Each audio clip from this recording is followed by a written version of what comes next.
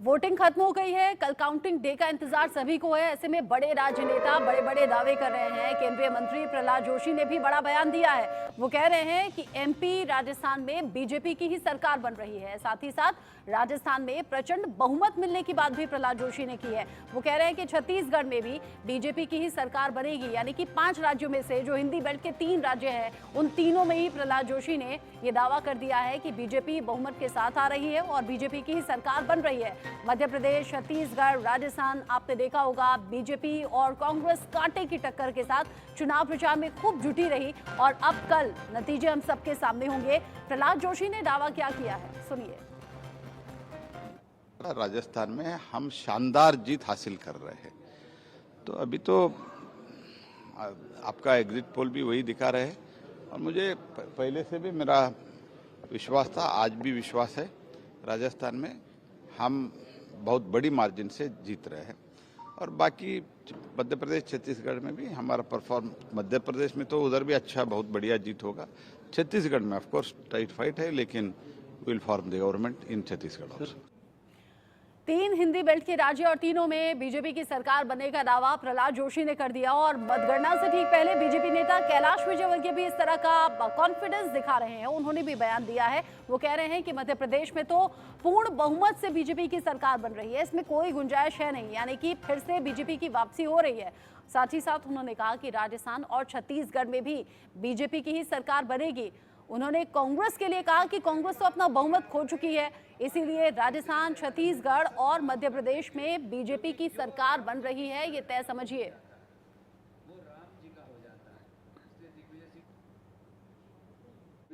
शायद उन लोगों ने चैम्बर में बैठ के सर्वे किया होगा। जिसने मैदान में सर्वे किया वो कहेगा कि भारतीय जनता पार्टी की सरकार बन रही है।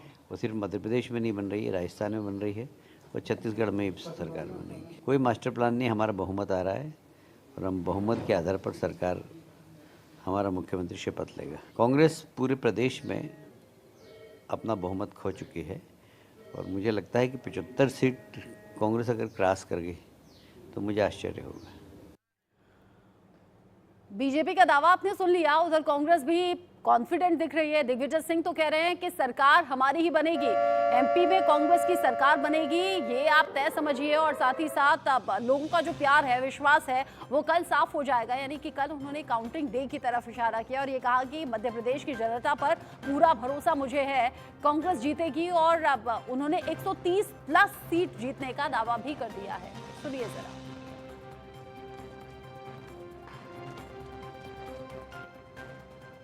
हाथ कंगन को आरसी क्या, कल पता पड़ जाएगा कि शिवराज सिंह चौहान कहाँ खड़े हुए हैं। सर कितनी सीटें आप लोग जीतने 130 प्लस, उससे नीचे नहीं जाएंगे। भाजपा तो व्यवसाय करती है, राजनीति थोड़ी करती है। हमारी पूरी तैयारी है। अब हमारे पास कोई सिंधिया नहीं बचा, इसलिए कोई गद्दार नहीं है।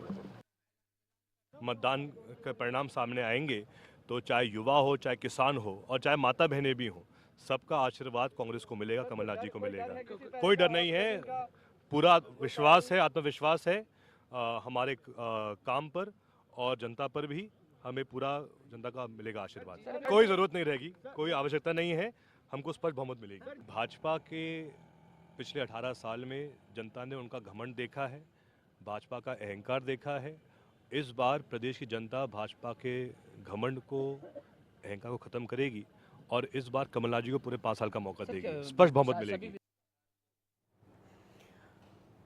वादे खूब जनता से किए हैं और अब दावे भी बड़े बड़े किए जा रहे हैं। ऐसे में एग्जिट पोल को लेकर कांग्रेस नेता जयराम रमेश ने भी बड़ा दावा किया है। क्या कुछ कहा उन्होंने, सुनिए। मैं कोई आंकड़े के खेल में नहीं पड़ूंगा। 120, 130, 140 ये सब बाजार के लोग करते हैं, मैं नहीं करूंगा। मैं सिर्फ आपको एक रुझान बनाऊंगा, एक भावना बताऊंगा, जनता की भावना जो मैं मिला हूं लोगों से, समाज के अलग अलग वर्गों से मिला हूं। सरकार से कोई नाराजगी नहीं है, लोग खुश हैं, जन कल्याणकारी परियोजनाएं फायदेमंद साबित हुए हैं, खास तौर से स्वास्थ्य के क्षेत्र में, शहरी रोजगार गारंटी का कानून, सरकारी कर्मचारियों के लिए पुरानी विश्वास जो पेंशन स्कीम है, जो प्रधानमंत्री बार बार राजस्थान की आलोचना करते हैं कि लंपी रोग के लिए के समय राजस्थान ने कुछ नहीं किया। राजस्थान एकमात्र राज्य है जहां पशुपालकों को 40,000 रुपया मुआवजा भी मिला। यूपी में नहीं मिला, गुजरात में नहीं मिला, मध्य प्रदेश में नहीं मिला। तो ऐसे कई योजनाएं हैं, स्वास्थ्य, शिक्षा, महिलाओं के लिए। कहाँ पहला राज्य था यहाँ जहाँ 500 रुपया सिलेंडर गैस मिला। चुनाव प्रचार के दौरान भी मंदिरों में खूब जाकर शीश झुकाया गया है। फिर वोटिंग के दिन भी लोग पहुंचे मंदिरों में आशीर्वाद लेने के लिए। और अब जब काउंटिंग का डे कल है, उससे पहले भी मंदिर जाने का सिलसिला शुरू हो गया है। राजस्थान में मतगणना से ठीक पहले हलचल तेज है और ऐसे में मेहंदीपुर बालाजी मंदिर पहुंची हैं वसुंधरा राजे। शीश झुका रही हैं, पूजा पाठ कर रही हैं और कल का दिन बीजेपी के और उनके फेवर में रहे, इस तरह की दुआएं जाहिर तौर पर वो मांग रही हैं। चुनाव नतीजे से पहले बालाजी मंदिर पहुंची, जयपुर के मोती डुंगरी गणेश मंदिर भी पहुंची, यानी कि भगवान गणेश का भी आशीर्वाद लिया और बालाजी से भी यह आशीर्वाद बनाए रखने के लिए कहा कि बीजेपी पर अपना प्यार दिखाइएगा, अपना आशीर्वाद दिखाइएगा। वसुंधरा राजे अलग अलग मंदिरों में पहुंच रही हैं। कल होने वाले दिन से बहुत उम्मीदें बीजेपी को हैं। साथ ही साथ वसुंधरा राजे जो नाराज दिख रही थी चुनाव प्रचार के दौरान, अब काउंटिंग से ठीक एक दिन पहले मंदिर मंदिर जाकर आशीर्वाद लेती हुई दिखी हैं। दावे बड़े बड़े हो रहे हैं, वादे लोगों से खूब किए गए। बीजेपी और कांग्रेस के बीच कांटे की टक्कर 3 राज्यों में है। ऐसे में नतीजों से ठीक पहले प्रताप सिंह खाचरियावास ने भी बड़ा दावा कर दिया है। वो कह रहे हैं कि राजस्थान में कांग्रेस को 90 से 100 सीट आनी तय समझिए, इससे ज्यादा ही आएंगी। वो कह रहे हैं कि हम राजस्थान में सरकार एक बार फिर से बना रहे हैं। कई सर्वे हुए हैं जिसके मुताबिक कांग्रेस 100 सीट के करीब जाती हुई नजर आ रही है। अभी मौजूदा सरकार में मंत्री है खाचरियावास। एक बार फिर से कांग्रेस की सरकार बनने का दावा उन्होंने कर दिया है। मान लीजिए यदि सीटें 90 से 100 के बीच में आती है तो सब काम ही होंगे, उसमें बुरा मानने की बात ही नहीं है। अभी हमारे कई सर्वे में हम 100 क्रॉस कर रहे हैं। यदि हम 100 क्रॉस कर जाएंगे तो हमें जरूरत ही नहीं है, लोग अपने आप आगे हमें समर्थन दे देंगे। और पहले भी हम तो 99 जीते थे, एक आरएलडी जीती थी राष्ट्रीय लोकदल, तब हमारे 100 हुए थे और हमने 5 साल अच्छी सरकार चलाई। तो ये काम तो मुख्यमंत्री अशोक गहलोत खिलाड़ी हैं, उनमें कोई दिक्कत ही नहीं है, उनको पता होगा। कल आप बताइए जो सर्वे आए हैं, बीजेपी कुछ सर्वे में आगे तो कुछ सर्वे में हम भी आगे हैं। जब मतपत्र खुलेंगे ना तब जमीन खिसक जाएगी बीजेपी की, क्योंकि मेरा मानना है कि मतपत्र खुलते ही ओपीएस खुलेगा और ओपीएस खुलेगा तो एक बार कांग्रेस अप करेगी बहुत तेजी से। बाद में क्या स्थिति बनेगी तो वक्त बताएगा।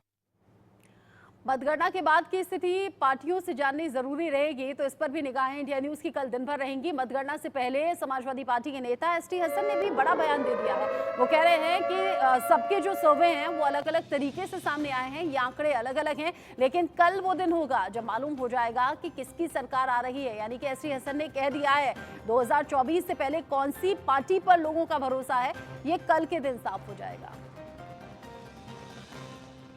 तभी तो हमने इस बात पर जोर दिया है कि पार्लियामेंट में कम्युनल हार्मनी के ऊपर भी डिस्कशन होना चाहिए। यही देश का बेसिक स्ट्रक्चर बनाता है। अगर यही ख़त्म हो गया तो देश बचेगा क्या? देखिए, ये टेंटेटिव नतीजे हैं और मैं इस पर बहुत ज़्यादा बिलीव नहीं करता। 5-6 सर्वे हुए हैं, सबके नतीजे अलग अलग हैं, आप खुद सोच लिए। ये तो कल सबको मालूम हो जाएगा क्या होना है। बिल्कुल, मुझे पूरी उम्मीद है कि इंडिया अलायंस ही उभर के आएगा। लोग त्रस्त हो चुके हैं, परेशान हो चुके हैं।